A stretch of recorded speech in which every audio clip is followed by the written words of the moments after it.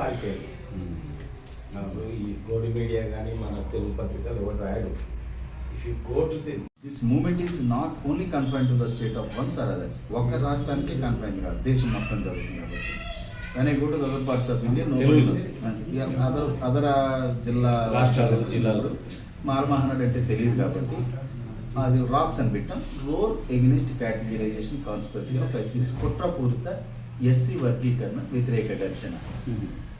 ఇక్కడ తినని తెలుగు రాష్ట్రాల్లో ఉన్నటువంటి మాల సోదరులకి బంధువులకి మనం ఏమంటున్నామంటే, మనం ఏ కులానికి ఎస్సీ లిస్టులో ఉన్నటువంటి ఏ కులానికి వ్యతిరేకం కాదు. First point.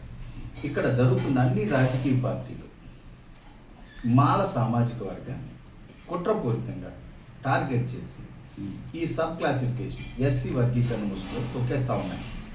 కారణం ఏంటంటే, ఎస్సీ రిజర్వేషన్ వల్ల ఎస్సీ పాపులేషన్ ఎంత, గవర్నమెంట్ ఇచ్చే రిజర్వేషన్ ఎంత, 15% అంటున్నారు. 15% ఆఫ్ 100 వేకెన్సీస్. 100 ఖాళీలు ఉంటే 15 ఇస్తున్నారు తప్ప 100 మంది ఎస్సీలు ఉంటే 15 మందికి ఇవ్వడం లేదు. రిజర్వేషన్ వల్ల ఇంతవరకు బెనిఫిట్ పొందింది 1 to 2% of total SC population. జనరల్గా ఏం జరుగుతుందంటే లెక్కలు లేవు. ఒక ఏమంటారు దాన్ని, ఒక మొత్తం క్యాలిక్యులేషన్ అనుకోండి. ఒక రఫ్ క్యాలిక్యులేషన్ ఏంటంటే, ఎస్సీ రిజర్వేషన్ వల్ల జనరల్గా 100లో ఇద్దరికే బెనిఫిట్ జరుగుతుంది. అది కూడా రఫ్ క్యాలిక్యులేషన్. దాన్ని డబుల్ వేసుకోండి, నలుగురికి బెనిఫిట్ జరుగుతుంది. ఈ 100లో నలుగురికి ఇచ్చేటటువంటి ఈ సీట్లను తెలుగు రాష్ట్రాల ముఖ్యమంత్రులు అపూర్వ సహోదరులు గురుశిష్యు చంద్రబాబు నాయుడు, రేవంత్ రెడ్డి సామాజిక న్యాయం పేరుతో ఎస్సీ లిస్టులో ఉన్నటువంటి 59 కులాలకు ఎలా పంచుతారు సమానంగా? మోడీ గారు అయితే దేశవ్యాప్తంగా ఉన్నటువంటి 1108 ఎస్సీ కులాలకు ఈ 4 సీట్ని ఎలా పంచుతారు? మీకు నిజంగా సామాజిక న్యాయం పట్ల ఎస్సీ లిస్టులో ఉన్నటువంటి మిగతా కులాన్ని పైకి తీసుకురావాలనుకుంటే, రిజర్వేషన్ ఇప్పుడు 4 అంటున్నాం కదా మేము బ్రాడ్గాని, ఒక 10 చేసి వాళ్ళకి ఇవ్వండి అంతే తప్ప రిజర్వేషన్ పేరుతో ఈరు మెతుకులు పడేసి పీనట్స్ ఇచ్చి మీరు సమన్యాయం కోసం కొట్టుకు చావనంటే కుదరదు. అలాగే ఇక్కడ మాలల్ని రిజర్వేషన్ అంతా దోచేస్తున్నారని కుట్రపూరితంగా అన్ని రాజకీయ పార్టీలు బ్రాండేజ్ చూపిస్తున్నాయి. ఇది తప్పు. సో దీని మీద తెలుగు రాష్ట్రాల్లో ఉన్నటువంటి మాల సోదరులు బంధువులందరూ శాంతియుత ప్రజాస్వామ్యత నిరంతర పోరాటానికి సిద్ధం కావాలి. రాజకీయ పార్టీలు కుట్ర చేస్తున్నాయి కాబట్టి. అంటే supreme court judgment classified as A B C D. ఇక్కడ మన తెలంగాణ రాష్ట్రంలో కులగణన చేసేటప్పుడు ఏబిసి 4 దానికి ఎగరగొట్టారు. దాంట్లో పాపులేషన్ పరంగా మీరు పైకి వచ్చారు, ఎస్సీ మాదిగా కిందికి వచ్చింది. అంటే ఇప్పుడు ఆంధ్ర పోతే వేరే Malas are upper hand and Madigas are just few% is there. రాజకీయంగా కానీ అన్ని విధాలు కానీ ఆంధ్రప్రదేశ్లో majority Mala domination is going on. వేరే ఇక్కడ తెలంగాణలో వస్తే మాదిగా ఏదో సుప్రీంకోర్టు జడ్జిమెంట్ ప్రకారం సీరియల్ నెంబర్ ఏబిసిడిలో 1 2 3 4 5 6లో వాళ్ళు 19కు 11 మీరు పోతారు, 4 3 మీరు వస్తున్నారు. అటువంటిప్పుడు ఈ రాజకీయ కుట్రల వల్ల మాల మహనాడు అంటే మాల జాతికి అన్యాయం జరుగుతుందని మీరు ఎట్లా భావించదు? ఇప్పుడు ఇక్కడ ఎస్సీ వర్గీకరణ అనేది అంశాన్ని ఫస్ట్ టైం ఈ దేశంలో తెర మీదకి తీసుకొచ్చింది, మొట్టమొదటిసారి చేసిందే Congress party 1975 in Punjab state. దాన్ని ఫాలో అయ్యి పంజాబ్ రాష్ట్రాన్ని ఫాలో అయ్యి హర్యానా చేసింది 96లో. తర్వాత దాన్ని ఫాలో అయ్యి చంద్రబాబు చేశారు. మీరు అంటున్నారే కాంగ్రెస్ పార్టీలో ఉన్నటువంటి నాయకులే మాలల డామినేషన్ వాళ్ళే ఎందుకు వ్యతిరేకంగా? వాళ్ళు కాంగ్రెస్ పార్టీకి చెంచాగిరి చేస్తున్నారు. Chamchas won't speak about the community, not for the community. చెంచాగిరి చేసి వాళ్ళు కమ్యూనిటీ కోసం ఎందుకు మాట్లాడతారు? నిజంగా వాళ్ళు జాతి ద్రోహులు. వాళ్ళకి మాకేం సంబంధం లేదు. Even though they are belonging to the Mala community, they are the members of the Congress party. Congress party నాయకులే తప్ప వాళ్ళ మాల కులానికి సంబంధించిన నాయకులు ఎట్లా అవుతారు? Question itself is wrong. రెండోది ఏంటంటే, Supreme Court sub classification is permissible under the constitution of India, states can do it అని చెప్పింది. ఇదే సుప్రీంకోర్టు ఇచ్చింది. ఇదే అంటే గైడ్లైన్స్ సుప్రీంకోర్టు గైడ్లైన్స్ ఉల్లంఘించడానికి వీల్లేదు కదా. అలా కదండి ఉండండి. సుప్రీంకోర్టు 2004లో కుదరదని కూడా ఇచ్చింది కదా. ఇప్పుడేమో అవునని చెప్తుంది 2025లో.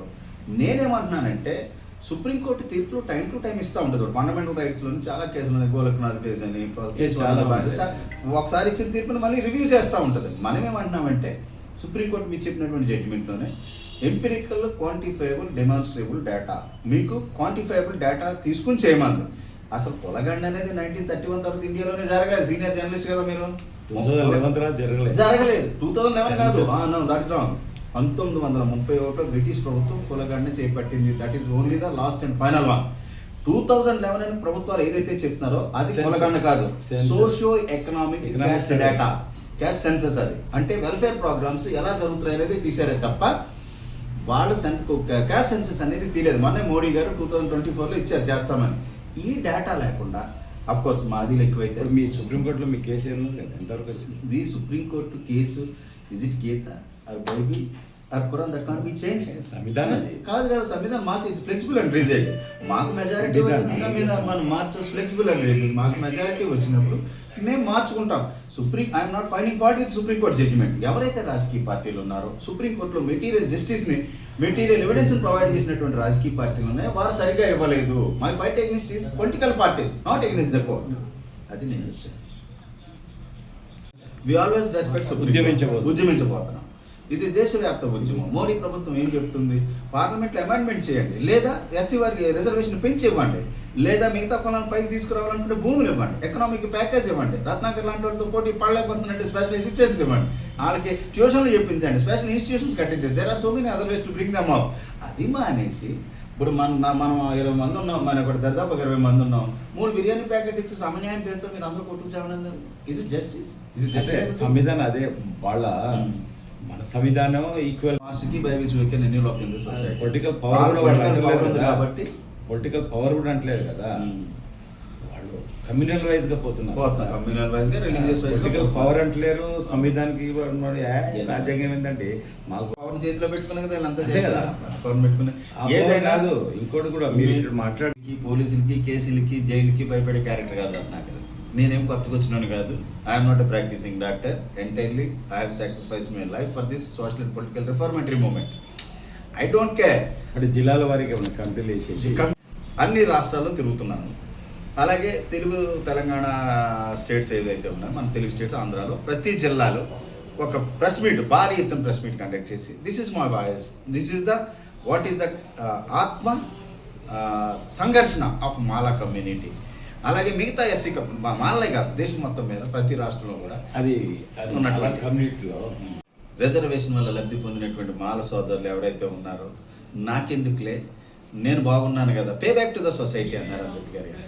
మీరు చదువుకున్న తర్వాత మీ సమాజానికి, అట్లీస్ట్ మీ ఫ్యామిలీస్కి, మీ కుటుంబానికి చేయమన్నారు. వీళ్ళు పే బ్యాక్ టు ద కాదు కదా, reverse back to the society. ఎంతసేపు ఆడు కుటుంబం స్టేటస్ కోసం క్రైస్తవ స్వీకరిస్తున్నారు, రిజర్వేషన్ కోసం మతాన్ని బద్ధంగా మీరు చెప్పినట్టుగా చట్టపరంగా ఎవరైతే హిందూ మతం ఉంటారో వాళ్ళకే రిజర్వేషన్ ఇవ్వాల్సినటువంటి పరిస్థితి ఉంది. అలాగే క్రైస్తవ మతాన్ని స్వీకరించేటువంటి వాళ్ళకి సోషల్ స్టేటస్ కోసం చెప్తున్నారు. దాని మీద కూడా చర్చ జరగాలి. రెండోది ఏంటంటే అంబేద్కర్ ఏమన్నారు ఇటీవల ఒకసారి, మనకిచ్చే రిజర్వేషన్ పర్సెంటేజ్ చాలా మైన్యూట్. ఇక్కడ ఆ మైన్యూట్లో రెండోది ఏంటంటే, ఈ దేశంలో మీకు తెలుసుకోవాల్సిన సీనియర్ జర్నలిస్ట్గా, ఈ దేశంలో అల్టిమేట్గా కులమే ప్రివైల్స్, క్యాస్టే ముఖ్యం తప్ప. ఇప్పుడు సుప్రీంకోర్టు చీఫ్ జస్టిస్ తీసుకోండి, మండల కమిషన్ తలపెట్టింది ఎక్కడిదండి కులం వచ్చినటువంటి ఇక్కడ దేశంలో అల్టిమేట్గా ఎంత ఎత్తుకి ఎదిగినా ఎస్సీ ఓడి అనేవాడు అల్టిమేట్గా జడ్జి అయినా, సుప్రీంకోర్టు చీఫ్ జస్టిస్ అయినా, ఐఏఎస్ అయినా కులమే. అంతే తప్ప ఇక్కడ క్రీమ్ లేదండి, స్కమ్ ఆఫ్ ది సొసైటీ. డాక్టర్ గారు మీరు జరపడాలి. చీఫ్ జస్టిస్ రేపు మాపు రిటైర్ అయిపోయాడు, చీఫ్ జస్టిస్ కూడా మనవాడే. అవును మనవాడే, మరి అవును మనవాడే.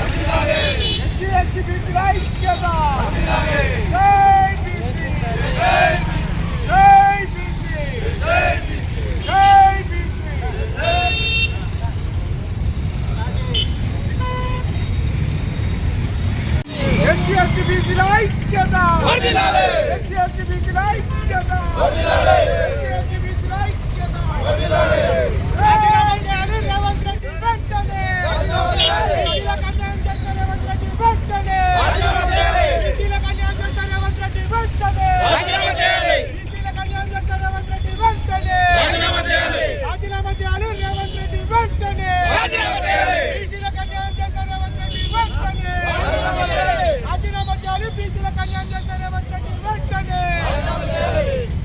జై బీసీ జై బీసీ జై బీసీ బీసీల ఐక్యత బీసీల ఐక్యత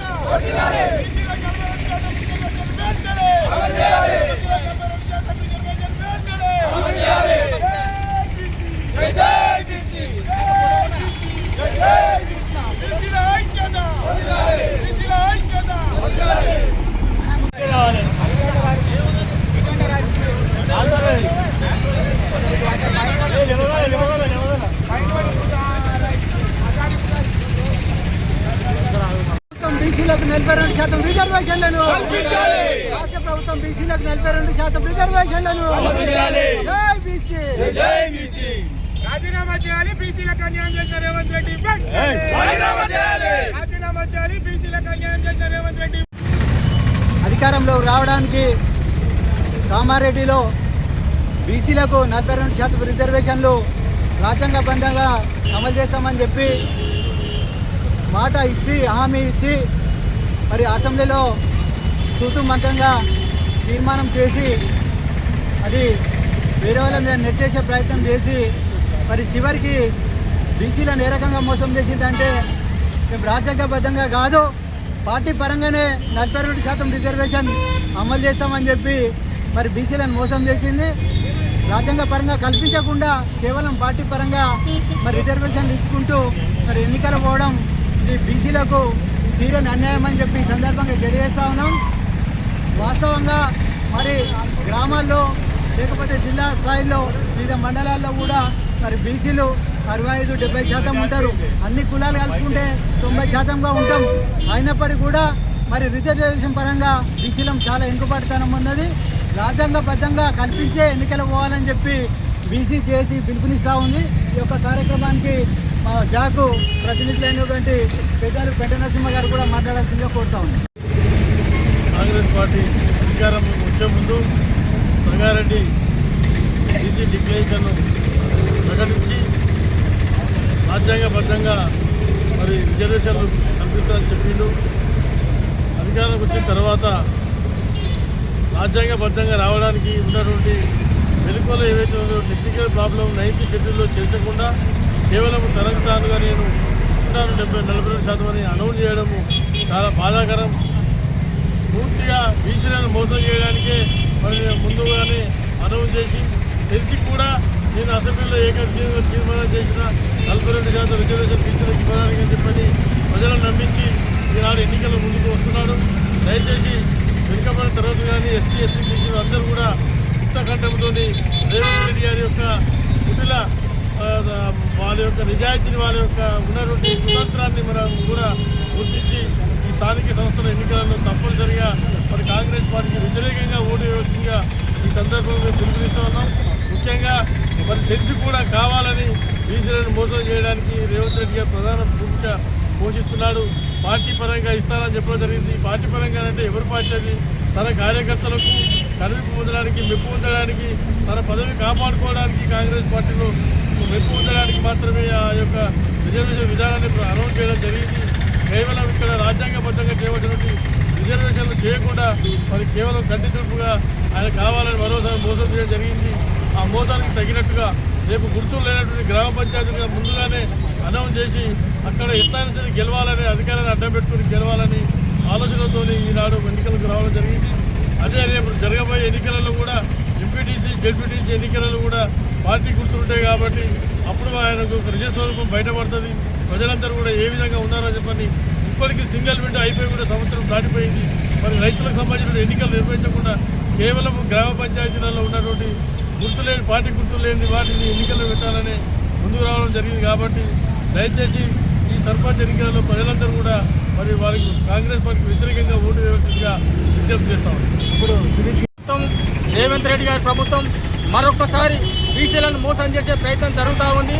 కాబట్టి బీసీలందరూ కూడా అప్రమత్తంగా ఉండాల్సినటువంటి అవసరం ఉంది. రాబోయే ఎన్నికలలో రేవంత్ రెడ్డి ప్రభుత్వానికి, కాంగ్రెస్ ప్రభుత్వానికి గట్టిగా బుద్ధి చెప్పాల్సినటువంటి అవసరం ఉందని చెప్పి సందర్భంగా తెలియజేస్తా ఉన్నాను.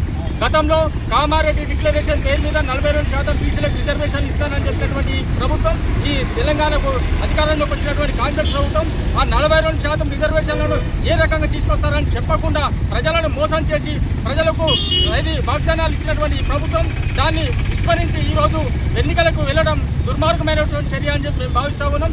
కాబట్టి ఖచ్చితంగా బీసీలకు సంబంధించినటువంటి కులాలకు ఏవైతుందో 136 కులాలకు సంబంధించి బీసీలకి 42% చెందాలని చెప్పి మేము కోరుతా ఉన్నాం. కాబట్టి 9th షెడ్యూల్లో ఏ రకంగా పెడతారని చెప్పి ఆ రోజు మీరు అధికారం రావడం జరిగిందో ప్రజలకు వివరించాల్సినటువంటి అవసరం ఉందని చెప్పి సందర్భంగా తెలియజేస్తా ఉన్నాం.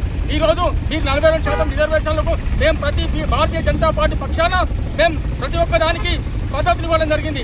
గవర్నర్ దగ్గరికి వెళ్ళినా కానీ, అసెంబ్లీలో చర్చ చేసినా కానీ మేము మద్దతు ఇచ్చడం జరిగింది. కానీ 9th షెడ్యూల్లో రావాలంటే మరి కేంద్రంలో అధికారంలో ఉన్నటువంటి పార్టీ మీకు వస్తుందని చెప్పి మీరు భావించిందా అని చెప్పి మేము అడుగుతా ఉన్నాం.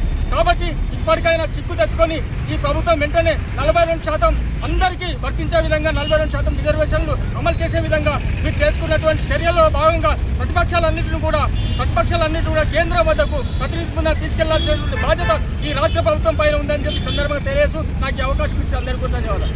భువనగిరి జిల్లా కేంద్రంలో బీసీలకు అన్యాయం జరిగిన దాని మీద రాష్ట్ర ప్రభుత్వ నిర్లక్ష్య వైఖరికి నిరసనగా దిష్టిబొమ్మ చేయడం జరిగింది. కాంగ్రెస్ ప్రభుత్వం ఎలక్షన్ల ముందు కామారెడ్డి డిక్లరేషన్లో బీసీలకు 42% రిజర్వేషన్ ఇస్తామని ఆ కాంగ్రెస్ పార్టీ పెద్దలు రాహుల్ గాంధీ రాజ్యాంగాన్ని పట్టుకొని మాట ఇవ్వడం జరిగింది. మరి ఈ ప్రభుత్వం కనీసం ఇచ్చిన 420 హామీలలో భాగంగా కనీసం ఏదైనా నెరవేరుస్తారంటే ఈ పటేళ్ళకి ఎట్లుంటుందంటే వాడు మనకన్నా ముందు ఎదగొద్దు అనేది వాళ్ళ ఆశ. సర్పంచ్ వార్డు మెంబర్ ఆలైతే వాడిని నమస్తే మనం పెడితే ఇష్టపడినట్టు అయిపోతుంది బాబు అనేది ఇంటర్నల్గా ఇలా ఒప్పందం ప్రకారం కావాలని ఉద్దేశపూర్వకంగానే 2 సంవత్సరాల నుంచి కాలయాపన చేసి దీన్ని అంతకన్నా ముందు ఈ అఖిలపక్షంని తీసుకొని ఢిల్లీకి పోయి 9th షెడ్యూల్లో చేర్చాలనే ఒక ఇంగిత జ్ఞానం లేని రాష్ట్ర ప్రభుత్వానికి ఇది ఒక మనం రేపు రాబోయే రోజులలో ఖచ్చితంగా వాళ్ళకు ఎదురు దెబ్బ తగిలేటట్టు చేయాలనేది ఒకటి ఆశ. దీంట్లో భాగంగా ఈ గత ప్రభుత్వాలు ఏదో మాటలు చెప్పి మాయ మాటలు అనుకున్నాం. ఈ ప్రభుత్వం 2 సంవత్సరాల నుంచి చెప్పి ఏదో చెప్పి కుక్కం కొక్కేసినాడు ఇక నవ్వుకుండా కూర్చోరని కనీసం అఖిలపక్షాన్ని ఢిల్లీకి తీసుకుపోయి నరేంద్ర మోడీ దగ్గర కనీసం జనవరిలో డిసెంబర్ మొదటి వారంలో పార్లమెంట్ శీతాకాల సమావేశాలు జరుగుతున్నాయి. దాంట్లో ప్రస్తావన తెచ్చేంత దమ్ము కూడా లేని లీడర్లు ఉన్నారు. ఎందుకంటే వీళ్ళు ఒక ఆయన వచ్చి పటేల్ ఆయన అనౌన్స్ ఏదైతే ఎలక్షన్స్ గురించి అనౌన్స్ చేయాలి అర్హత ఉండదో అతను చేయలేక ఈ పటేళ్లతో చేయించు. ఎంతసేపు మనం ఏంటంటే ఎస్సీ ఎస్టీ బీసీలను దొక్కాల కొడుకు తెల్లబట్టలు వేసుకున్నట్టు ఇట్లా దొక్కాలనేది అలా కాన్సెప్ట్ ఉంటుంది. 100% ఉంటుంది. కావాలని ఉద్దేశపూర్వకంగా ఎస్సీ ఎస్టీ బీసీలు ఎదుగొద్దని ఉద్దేశపూర్వకంగానే దొంగచాటుగా రాత్రి 11 గంటలకు ఓ జీవో తీసి ఆర్డర్ కాపీ లెక్క ఏదో చేసి మాయమాటలు చెప్పి చేసిరు. వీళ్ళకి ఢిల్లీ తీసుకుపోయేంత దమ్ము కూడా లేదు. నరేంద్ర మోడీతో మాట్లాడేంత దమ్ము కూడా లేదు వీళ్ళకి. ఎందుకంటే తీసుకుపోయి నరేంద్ర మోడీ కూడా కూర్చొని 9th షెడ్యూల్లో పెడితే ఆయన ఇస్తాడా సస్తాడా ఏమవుతుంది అనేది ఉంటుంది. ఆడిదాకా వేయలేక రేపు జనవరి మొదటి వారంలో ఖచ్చితంగా, డిసెంబర్ మొదటి వారంలో ఖచ్చితంగా జాతీయ శ్రీనివాస బీసీ సంఘాలు అందరికీ కలిసి ఒక 30 ట్రైన్ల దాకా ఢిల్లీకి పోదామనేది ఒక దృఢమైన సంకల్పంతో అడుగు ముందుకే ఆగనే ఆలీర కొట్టినట్టు చేసారు. కావాలని ఉద్దేశపూర్వకంగా ఈ రాష్ట్ర ప్రభుత్వం నిర్లక్ష్యం చేసి కాబట్టి రాబోయే ఎన్నికలలో కాంగ్రెస్ పార్టీకి బుద్ధి చెప్పాలి.